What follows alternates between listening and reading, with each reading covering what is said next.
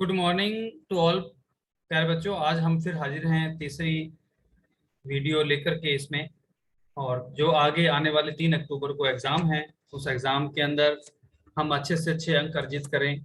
और अब हमारे पास समय भी बहुत कम है, इसलिए हम इन क्वेश्चनों को बार बार रिपीट करके बार बार देख करके इसमें आप अच्छे से अच्छे अंक अर्जित कर सकते हैं। और मैं ये वीडियो लगातार डाल रहा हूँ। ये तीसरी वीडियो है, आपको चौथी पांचवी छठी वीडियो और मिलेगी। आप लगातार इस वीडियोस को देखते रहें। और आज अभी जो 3 अक्टूबर को एग्ज़ाम होने वाला है, उस एग्ज़ाम के लिए बहुत ही इम्पोर्टेंट और बहुत अच्छे अच्छे प्रश्न हमने तैयार किए हैं। उन प्रश्नों को आप बार बार देखें और आपके मुझे पूरी उम्मीद है कि आपकी सफलता के लिए आपको ये महत्वपूर्ण होंगे।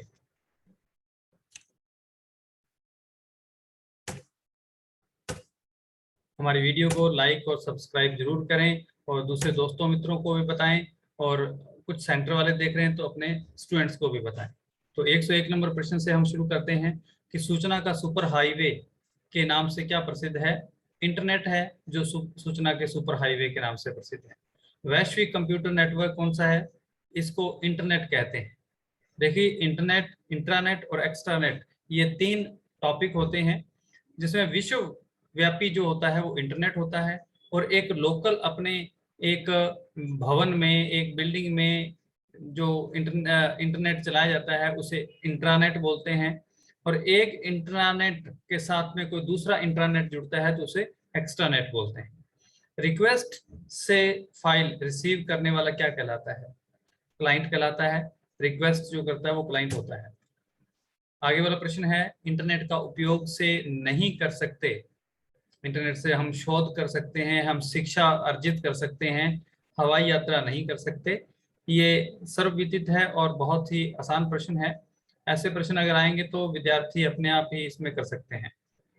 Open source information space, WWW, world wide web जो है वो ओपन सोर्स इंफॉर्मेशन स्पेस होता है। ओपन सोर्स का मतलब होता है जो हमारे को फ्री मिलता है उसे ओपन सोर्स बोला जाता है। वेब पेज को किस सॉफ्टवेयर की सहायता से यूजर को कंप्यूटर पर एक्सेस किया जा सकता है। ब्राउजर की सहायता से हम किसी भी वेब पेज को हम चला के देख सकते हैं।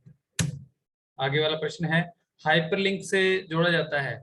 दूसरा पेज भी जोड़ सकते हैं, उसी पेज की किसी दूसरी लोकेशन पे भी जा सकते हैं, ग्राफिक्स भी जोड़ सकते हैं। इसका मतलब उत्तर इसका है कि आप सभी इसमें जोड़ सकते हैं। अब है, इंटरनेट जोड़ा जा सकता है तांबे की तार से, फाइबर केबल से, वायरलेस से, सभी तरीके से इंटरनेट को हम उपयोग में ले सकते हैं। इंटरनेट सेवाएं नहीं हैं, फाइल स्थानांतरण करना, ब्लॉगिंग, चैट या पीडीएफ। देखिए, इंटरनेट की सेवा में फाइल स्थानांतरण भी आता है, ब्लॉगिंग भी कर सकते हैं, चैट भी कर सकते हैं। पीडीएफ फाइल का इंटरनेट सेवा के अंदर कोई यूज नहीं है, ये अलग से फाइल होती है जो पढ़ी या देखी जा सकती है। आगे वाला प्रश्न है, ब्राउजर का उपयोग। ब्राउजर का उपयोग, ब्राउजर का क्या कार्य है। ब्राउजर का कार्य है कंटेंट्स को खोजना, प्रदर्शित करना और प्राप्त करना, यानी ये सभी कार्य इसके हैं। ब्राउजर एक है, ब्राउजर क्या है, एक एप्लीकेशन सॉफ्टवेयर है। देखिए, एप्लीकेशन सॉफ्टवेयर, यूटिलिटी सॉफ्टवेयर और सिस्टम सॉफ्टवेयर, 3 प्रकार के सॉफ्टवेयर होते हैं। जो एप्लीकेशन सॉफ्टवेयर होता है, जो यूजर के उपयोग के लिए जो बना होता है, वो एप्लीकेशन सॉफ्टवेयर कहलाता है। सिस्टम सॉफ्टवेयर क्या होता है, जो कंप्यूटर के संचालन के लिए महत्वपूर्ण है, जो लैपटॉप या मोबाइल के संचालन के लिए जो महत्वपूर्ण होता है, वो सिस्टम सॉफ्टवेयर होता है। और यूटिलिटी सॉफ्टवेयर होते हैं, किसी भी कार्य को और अधिक तीव्र गति से और फास्ट तरीके से यूज करने के लिए आपको अतिरिक्त सुविधा दी जाए, वो यूटिलिटी सॉफ्टवेयर होते हैं। इसलिए इनमें आप थोड़ा सा अंतर रखें। हो सकता है प्रश्न ये ना आए, परंतु घुमा के दूसरा प्रश्न पूछे, अगर इन तीनों में अंतर आपको मालूम है तो आप उस प्रश्न का बिल्कुल सही उत्तर दे पाएंगे। अब आता है, वेब ब्राउजर से मिलकर बना होता है। वेब ब्राउजर में लेआउट इंजन भी होता है, रेंडरिंग भी इंजन भी होता है, यूजर इंटरफेस भी होता है। इसका उत्तर आएगा, इसमें सभी वेब ब्राउजर से मिलकर के बना होता है। अब है, हैंड हेल्ड कंप्यूटर की श्रेणी में आते हैं। हैंड हेल्ड कौन सा होता है, जो हाथ में रखा जा सकता हो।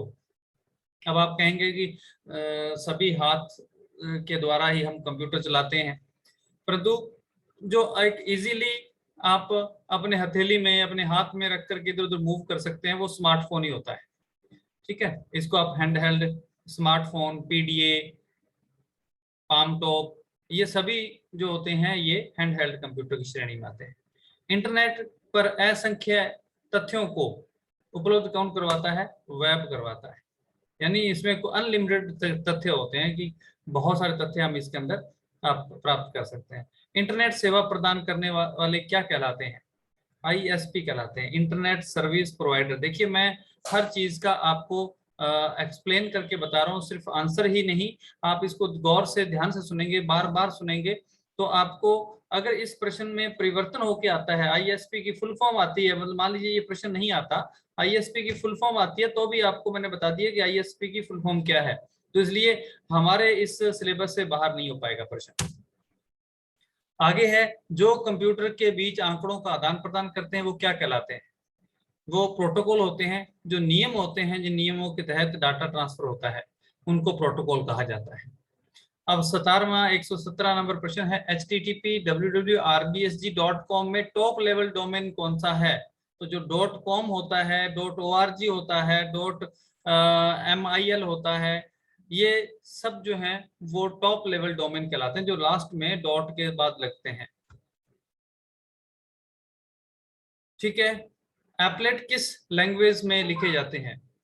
एप्लेट बेसिक, C++ या जावा। एप्लेट जो है वो जावा के अंदर ही लिखे जाते हैं। एप्लेट छोटे छोटे प्रोग्राम को हम एप्लेट कहते हैं, तो वो जावा के अंदर लिखे जाते हैं। और इलेक्ट्रॉनिक मेल इंटरनेट द्वारा कौन सी सूचना का प्रवाह करती है? इलेक्ट्रॉनिक मेल यानी ईमेल किस प्रकार की सूचना का प्रवाह करती है? इलेक्ट्रॉनिक सूचना का। यूआरएल का पूरा नाम यूनिफॉर्म रिसोर्स लोकेटर होता है, यूआरएल का पूरा नाम। अब प्रश्न को थोड़ा घुमा के भी पूछा जा सकता है। ठीक है, और आगे है, इंटरनेट पर सबसे लोकप्रिय गतिविधि कौन सी है? संचार सबसे अधिक लोकप्रिय गतिविधि है। आप हमेशा इस YouTube चैनल से जुड़े रहें, आपको और जो फिक्स क्वेश्चन होते हैं कि किस प्रकार के प्रश्न आते हैं RSCIT के प्रश्न पेपर में, वो भी हम बताएंगे, और किस प्रकार से उसको हल करना है वो भी हम बताएंगे। आप हमेशा जुड़े रहें इसके साथ। वर्ड में डाले गए हाइपरलिंक का कलर किस प्रकार का होता है? तो हाइपरलिंक का कलर हमेशा नीला होता है। और www.ask.com। अब मैं पहले वाले प्रश्न पे वापस जाता हूं कि MS वर्ड में जो आप हाइपरलिंक डालते हैं उसका कलर नीला होता है, और अगर उसको विजिट कर लिया जाए, अगर उसको विजिट कर लें हम, तो उसका कलर पर्पल हो जाता है। और www.ask.com क्या है? ये सर्च इंजन है ask.com, और सर्च इंजन से हम कोई भी वेब सर्च कर सकते हैं, किसी भी टॉपिक को हम सर्च कर सकते हैं इंटरनेट के द्वारा। दूरस्थ कंप्यूटर में फाइल डाउनलोड की जाती है। अगर आप बड़ी फाइल जैसे कोई गाना डाउनलोड कर रहे हैं, कोई फिल्म डाउनलोड कर रहे हैं, तो ये FTP प्रोटोकॉल जो होता है, फाइल ट्रांसफर प्रोटोकॉल, उसके द्वारा ये डाउनलोड की जाती है फाइल। और आगे इसमें HTTP भी बताया, तो HTTP होता है कि हाइपर टेक्स्ट ट्रांसफर प्रोटोकॉल, ये सिर्फ टेक्स्ट को ट्रांसफर करता है। हमारी वेब पेज को खोलने के लिए HTTP प्रोटोकॉल का यूज किया जाता है। और आगे दिया हुआ HTML लैंग्वेज है, हाइपर टेक्स्ट मार्कअप लैंग्वेज है। इसमें HTML ये इसके अंदर हम वेब पेज बनाने के लिए यूज करते हैं। अगले प्रश्न पे आते हैं, व्यक्तिगत सामग्री मित्रों रिश्तेदारों को शेयर करने के लिए बनाते हैं ब्लॉग्स। ब्लॉग बनाते हैं हम दोस्तों मित्रों के साथ, हम कोई भी चीज शेयर करते हैं तो उसको ब्लॉग बना करके उसके ऊपर शेयर कर सकते हैं। ऐसे प्रोग्राम जो सूचनाओं को लगातार खोज करते रहते हैं वो क्या कहलाते हैं? वो स्पाइडर होते हैं। स्पाइडर सूचनाओं की खोज लगातार करते रहते हैं। जैसे मान लीजिए मैंने आज ऑनलाइन अपनी साइट को ऑनलाइन करवाया, तो हमने जो कीवर्ड्स दिए वो स्पाइडर खोज करके उसके अंदर इंडेक्सिंग करते रहते हैं, ताकि जो ढूंढने वाला सर्च इंजन है वो उसको तुरंत ढूंढ सके, उनको स्पाइडर बोलते हैं। अब एम्बेडेड ऑपरेटिंग सिस्टम किसमें प्रयोग किए जाते हैं? एम्बेडेड ऑपरेटिंग सिस्टम स्मार्टफोन के अंदर। एम्बेडेड का मतलब होता है जो अंदर जुड़े हुए होते हैं, जो जैसे अपने फोन को रीसेट करते हैं तो ऑटोमेटिकली वो रीसेट हो जाता है, फैक्ट्री सेटिंग, मतलब उसके अंदर ऑपरेटिंग सिस्टम है। आप लैपटॉप है, हमारे सिस्टम है, डेस्कटॉप है, उसके अंदर हमें अलग से CD या पेन ड्राइव से हमें ऑपरेटिंग सिस्टम डालना होता है, उसे स्टैंड अलोन ऑपरेटिंग सिस्टम बोलते हैं। आगे वाला प्रश्न है, स्टैंड अलोन ऑपरेटिंग सिस्टम का उपयोग किया जाता है। यही वही प्रश्न है जिसके बारे में मैं बात बता चुका हूं कि स्मार्टफोन, लैपटॉप, डेस्कटॉप ये सभी हैं, और बै और स इसके उत्तर हैं इसके अंदर, लैपटॉप और डेस्कटॉप। हमारे यहाँ सबसे अधिक उपयोग होने वाला ऑपरेटिंग सिस्टम कौन सा है? विंडोज ऑपरेटिंग सिस्टम सभी विश्व में भी सबसे अधिक उपयोग होने वाला ऑपरेटिंग सिस्टम है। लियोपार्ड किस ऑपरेटिंग सिस्टम का वर्जन है? लाइनेक्स ऑपरेटिंग सिस्टम जो फ्री ऑपरेटिंग सिस्टम है, ओपन सोर्स ऑपरेटिंग सिस्टम है, उसके अंदर लियोपार्ड उसका एक वर्जन है, उसका संस्करण है लियोपार्ड। अगले वाले प्रश्न पे आते हैं हम। असिस्टेंट का दूसरा नाम क्या होता है? पीडीए। पीडीए ये पर्सनल डिजिटल असिस्टेंट होता है, पीडीए। रोम का विस्तारित रूप क्या है? Read only memory. विस्तारित रूप का मतलब होता है, फुल फॉर्म क्या होती है? रीड ओनली मेमोरी होती है रोम की। और डिजिटल सिस्टम में सबसे छोटा यूनिट कौन सा होता है? बिट सबसे छोटा शब्द होता है, और बिट से बड़ा बाइट होता है। बिट 8 बिट से मिलकर के एक बाइट बनता है। 1024 बाइट से मिलकर के एक किलोबाइट बनता है। 1024 किलोबाइट मिलकर के एक मेगाबाइट बनाते हैं। 1024 मेगाबाइट बन के एक गीगाबाइट बनाते हैं। 1024 गीगाबाइट यानी जीबी मिलकर के 1 टीबी 1024 गीगाबाइट मिलकर के एक टेराबाइट बनाते हैं। ठीक है, इस प्रकार से हमारी डाटा की कैलकुलेशन होती है। निम्न में से कॉम्बिनेशन बटन कौन सा होता है? Combination button control, escape, enter. इसमें कंट्रोल है, कंट्रोल, शिफ्ट ये और आल्ट ये कॉम्बिनेशन कीज होती हैं। तो कंट्रोल इसमें एक लिखा हुआ है, तो कंट्रोल इसमें सही है। ऐसा इनपुट डिवाइस जो आउटपुट का काम भी करता है। टच स्क्रीन में हम इनपुट और आउटपुट दोनों काम करते हैं। चेक और ड्राफ्ट पर अंकित नंबरों को पढ़ा जाता है। चेक या ड्राफ्ट, डिमांड ड्राफ्ट होता है, उस पर हम जो पढ़ते हैं, अंक जो लिखे होते हैं, प्रिंट होते हैं उनके नंबर, वो MICR द्वारा पढ़े जाते हैं। और उसकी फुल फॉर्म मैं आपको बता देता हूँ, मैग्नेटिक इंक कैरेक्टर रिकॉग्निशन। यानी मैग्नेटिक इंक से चेक और ड्राफ्ट के ऊपर नंबर लिखे होते हैं, वो ये डिवाइस ही पढ़ पाता है। और एक BCR होता है, बार कोड रीडर। एक OMR होता है, ऑप्टिकल मार्क रीडर। ठीक है, ये इनकी फुल फॉर्म है। आगे के प्रश्न है, डॉट पिच संबंध रखता है। डॉट पिच मॉनिटर से संबंध रखता है। मॉनिटर में डॉट पिच होता है। LCD का विस्तारित नेम क्या है? लिक्विड क्रिस्टल डिस्प्ले, ये LCD का फुल नेम होता है। कौन सा प्रिंटर में स्याही डाली जाती है? जो लिक्विड इंक डाली जाती है वो इंक जेट में ही डाली जाती है। जो तरल स्याही जो डाली जाती है वो इंकजेट में डाली जाती है। लेजर में यह डाला जाता है, लेजर के अंदर सूखी स्याही, पाउडर वाली स्याही डाली जाती है। और ड्रम प्रिंटर के अंदर भी एक रिबन होता है, रिबन से वो ड्रम प्रिंटर से द्वारा प्रिंट करता है। आगे वाले प्रश्न पे आते हैं हम। सबसे तेज चलने वाला प्रिंटर कौन सा है? लेजर प्रिंटर पेज प्रिंटर होता है। इसमें एक पेज के हिसाब से इसमें काउंटिंग होती है कि 1 मिनट के अंदर कितने पेज निकालता है। तो PPM के अंदर इसकी काउंटिंग होती है, पेज पर मिनट। और आगे वाला प्रश्न है, किस प्रकार के स्कैनर द्वारा यूनिवर्सल प्रोडक्ट कोड को पढ़ा जाता है?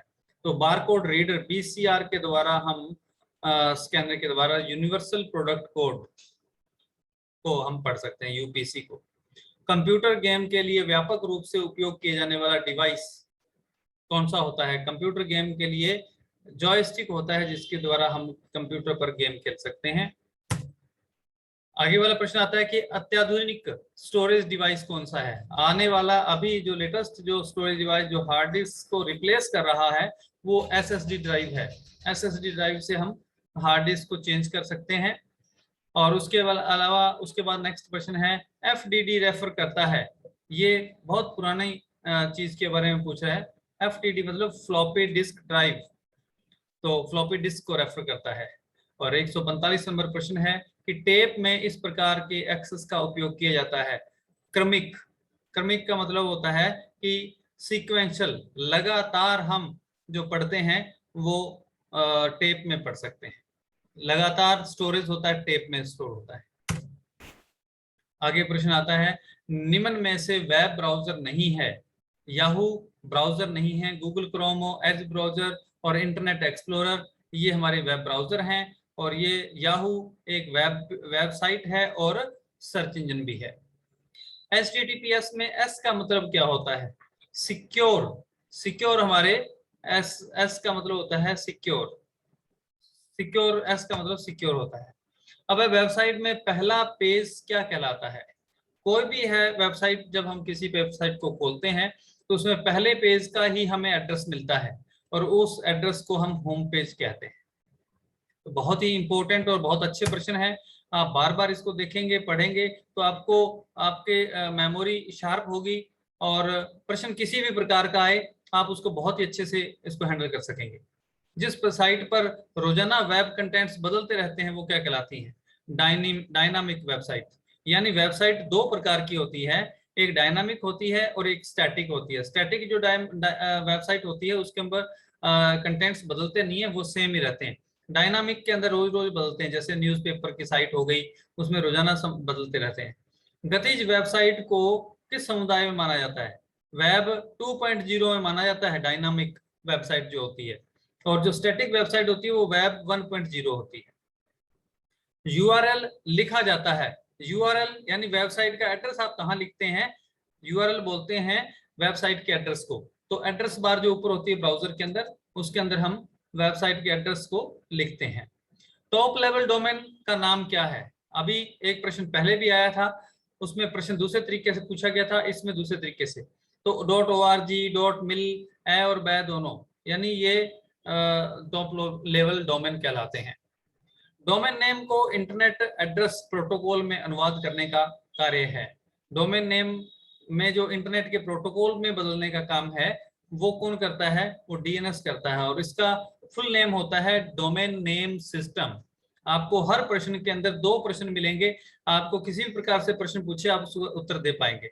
और मुझे पूरी उम्मीद है आप इसमें रिवर्ट जरूर कीजिएगा, और पेपर जब होगा उसके बाद में मैं आपको इसमें बताऊंगा भी कि हमारे द्वारा तैयार किए गए प्रश्नों में से कौन कौन से प्रश्न आपको इसमें मिले हैं। एक निजी नेटवर्क की श्रेणी में आता है।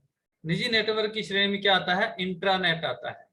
आपको मैंने शुरू में भी बताया था कि इंटरनेट वैश्विक नेटवर्क है, और इंट्रानेट एक लोकल निजी नेटवर्क है। एक्स्ट्रानेट एक नेटवर्क, इंट्रानेट के साथ दूसरा इंटरनेट को जोड़ना एक्स्ट्रानेट है। ठीक है, इसके बाद हम आगे चलते हैं। आगे वाला प्रश्न है कि इंटरनेट और इंट्रानेट की इंट्रानेट की अपेक्षा अधिक सुरक्षित है। नहीं, इंट्रानेट ज्यादा सुरक्षित होता है।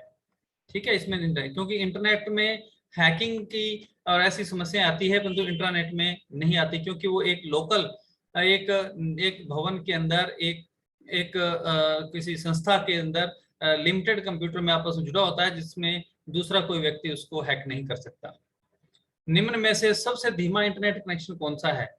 सबसे धीमा इंटरनेट कनेक्शन डायल अप आता है, आपकी बुक में जो दिया गया है डायल अप। उसके बाद में तेज होता है डीएसएल, उससे तेज होता है केबल, और उससे तेज ब्रॉडबैंड जो 4G 5G वगैरह होते हैं, वो सबसे तेज अभी तक के जो है वो सबसे तेज माने जाते हैं।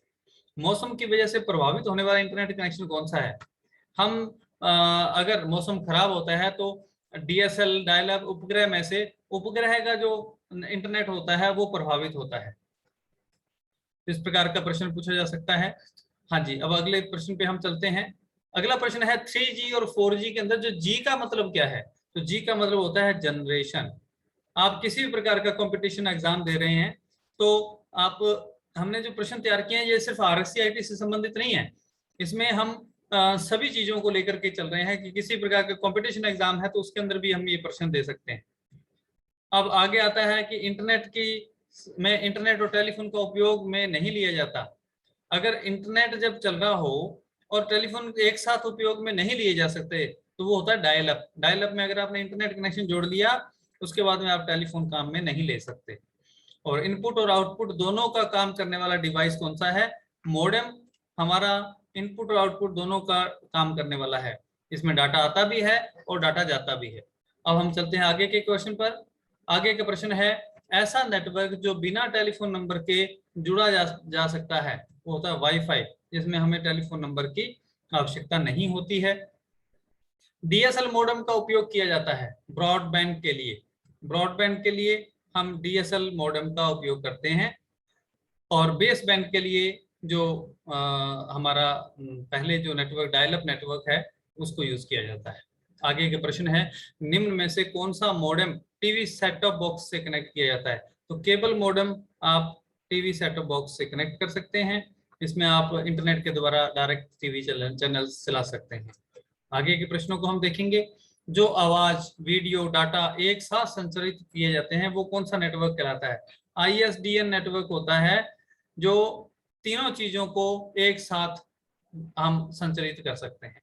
आपने देखा होगा कि 2G जो नेटवर्क था उसमें अगर फोन आ जाता था तो हमारा नेट बंद हो जाता था, ठीक है।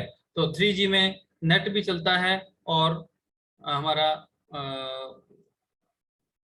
फोन के अंदर नेट भी चलता है, और फोन आता है तो कोई डाउनलोडिंग चल रही तो वो भी चलता रहता है। और 4G के अंदर हमारा वीडियो भी साथ में चल सकती है इसमें। तो इस ये सुविधाएं हैं अलग अलग हमारे जो जनरेशन के अंदर नेटवर्क आए हैं। 165 नंबर प्रश्न है, नेटवर्क के क्या लाभ हैं? संचार सुविधा, हार्डवेयर शेयरिंग, सॉफ्टवेयर शेयरिंग, ये सभी लाभ नेटवर्क के होते हैं। उपकरण, निम्न में से नेटवर्क उपकरण नहीं है। नेटवर्क के अंदर यानी नेटवर्किंग के लिए कंप्यूटरों को आपस में जोड़ने के लिए जो चीजें यूज की जाती है उसमें क्या चीज नहीं है? देखिए, हब है, स्विच है और ब्रिज है, ये नेटवर्क उपकरण होते हैं। मदरबोर्ड सिर्फ कंप्यूटर को चलाने के लिए यूज किया जाता है, इसको नेटवर्क उपकरण के अंदर नहीं माना जाता। आगे चलिए, नेक्स्ट क्वेश्चन आता है हमारा, हब और स्विच में सबसे बेहतर और उन्नत कौन सा है? दिख रहा है, हब स्विच से बेहतर है क्या? नहीं, हब स्विच से बेहतर नहीं है। स्विच हब से अधिक बेहतर होता है, इसलिए आजकल स्विच का अधिक यूज होने लगा है, हब के डिमांड कम हो गई है। दो नेटवर्क खंडों को आपस में जोड़ने के लिए उपयोग लिया जाने वाला उपकरण कौन सा है? ब्रिज। दो अलग अलग प्रकार के नेटवर्क को आपस में जोड़ने के लिए हम यूज करते हैं, जैसे हब है, स्विच है, ये एक ही नेटवर्क को आगे बढ़ाने के लिए यूज किया जाता है। और दो अलग अलग नेटवर्क हैं उनको आपस में, यानी एक में हम लाइनक्स चला रहे हैं, एक में हम विंडो चला रहे हैं, उन नेटवर्कों को आपस में जोड़ना है, तब हम ब्रिज का यूज करेंगे। तो डिजिटल डाटा को आगे रूटिंग करने के लिए उपयोग किया जाने वाला कौन सा उपकरण है? राउटर जो होता है वो आगे रूटिंग करने का। राउटर का काम होता है कि आगे फैलाना उसको, और उसको आगे के लिए और रास्ता और पाथ दिखाना, ये राउटर का काम होता है। आगे उसके बाद में नेक्स्ट क्वेश्चन पे आते हैं हम। इनमें से चैट एप्लीकेशन का उदाहरण है, चैट गूगल है, हैंगआउट है, स्काइप है, फेसबुक है, ये सभी हैं वो जो चैट एप्लीकेशन के उदाहरण के लिए काम में आते हैं। इसके बाद में है, वर्ल्ड वाइड वेब की सूचनाओं को खोजने के लिए बनाया गया है। वर्ल्ड वाइड वेब की सूचनाओं को खोजने के लिए सर्च इंजन बनाया गया है, क्योंकि लाखों करोड़ों अरबों वेबसाइट्स हैं, हम सब चीजों को याद नहीं रख सकते, इसलिए उसको सर्च इंजन के द्वारा हम उसको खोज सकते हैं। निम्न में से सर्च इंजन नहीं है, गूगल है, याहू है, रेडिफ मेल है, सर्च इंजन कौन सा है? ये रेडिफ मेल सर्च इंजन नहीं है। आगे चलते हैं नेक्स्ट। आगे वाला क्वेश्चन है, सबसे अधिक उपयोग होने वाला सर्च इंजन कौन सा है? गूगल सबसे अधिक उपयोग होने वाला सर्च इंजन है, क्योंकि हर कोई कहता है ना गूगल पे जाओ वहां से सर्च करो। MSN सर्च का नया नाम क्या है? पहले MSN नाम का सर्च इंजन था, उसका नाम बिंग रख दिया गया है। बाद में एक मैसेज को डिजिटल रूप में दूसरे व्यक्तियों को इंटरनेट से पहुंचाने का जरिया क्या है? अगर कोई संदेश हमने दूसरे लोगों को पहुंचाना है और उसको ईमेल से ही हम पहुंचा सकते हैं डिजिटल रूप के अंदर। आगे के प्रश्न हम देखते हैं। ईमेल के भाग नहीं है, स्पेल चेक ईमेल का भाग नहीं है। ईमेल का भाग होता है संदेश, विषय, अटैचमेंट, तो स्पेल चेक नहीं होता। ईमेल एड्रेस के दो भाग होते हैं, पहला भाग क्या कहलाता है? यूजर नेम, और दूसरा भाग क्या कहलाता है? Domain name. ठीक है, मेल लिखने के बाद भेजी ना जा सके तो वह डैश में स्टोर हो जाती है। कोई भी मेल आपने तैयार की है, तो आपने भेजी नहीं है, तैयार कर रख ली, भी नेट नहीं चल रहा, कल भेजेंगे, तो वो कहाँ स्टोर करते हैं हम? ड्राफ्ट में स्टोर हो जाती है हमारी। आगे के प्रश्न है, निम्न में से डैश में लिखा गया ईमेल एड्रेस दूसरे नहीं देख पाते। दूसरे जो नहीं देख पाते वो BCC होता है, ब्लाइंड कार्बन कॉपी। देखिए इसके बारे में मैं आपको थोड़ा सा एक्सप्लेन कर देता हूँ। 2 में उसको डाला जाता है जिससे हमें काम है। एग्जाम्पल के तौर पे अगर हमने सरपंच से कोई काम कराना है तो 2 के अंदर सरपंच का ईमेल एड्रेस लिखेंगे और CC के अंदर कार्बन कॉपी, इसके अंदर उससे संबंधित पटवारी है, ग्राम सेवक है, तहसीलदार है, उनका हम ईमेल एड्रेस CC में लिखेंगे और पत्रकार वगैरह का एड्रेस हम BCC में लिखेंगे।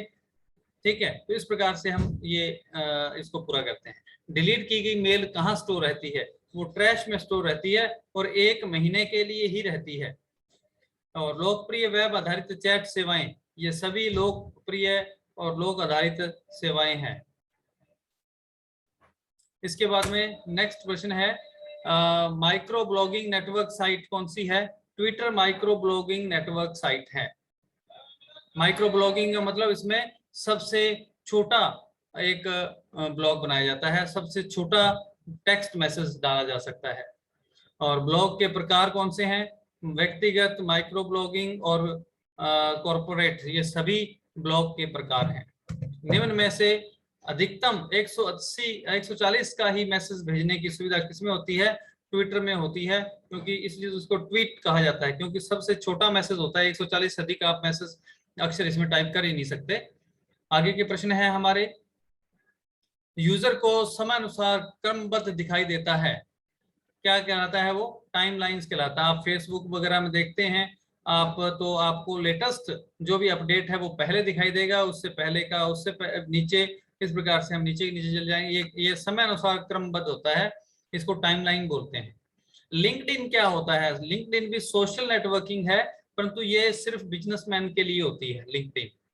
और ई कॉमर्स के प्रकार नहीं है। ई कॉमर्स में जो B2C यानी business to consumer, C2C consumer to consumer, B2B business to business और B2D कोई भी आंसर नहीं है, इसलिए ये ई कॉमर्स का प्रकार नहीं है। ग्राहक ई कॉमर्स से ग्राहक को माल बेचते हैं, वो क्या कहलाते हैं? वो होते हैं ऑक्शन। ऑक्शन पे डाले हुए जो सामान है वो हम जब खरीदते हैं तो एक ग्राहक दूसरे ग्राहक को माल बेचता है। ऑनलाइन शॉपिंग साइट नहीं है। ऑनलाइन शॉपिंग साइट गूगल नहीं है। निम्न में से क्लाउड स्टोरेज नहीं है। ड्रॉप ड्राइव जो होती है ये कोई क्लाउड स्टोरेज नहीं है। Cloud storage Google drive, one drive, drop box, ये गूगल ड्राइव, ये क्लाउड स्टोरेज ड्राइव है, ड्रॉप ड्राइव नहीं होती है। आगे चलते हैं।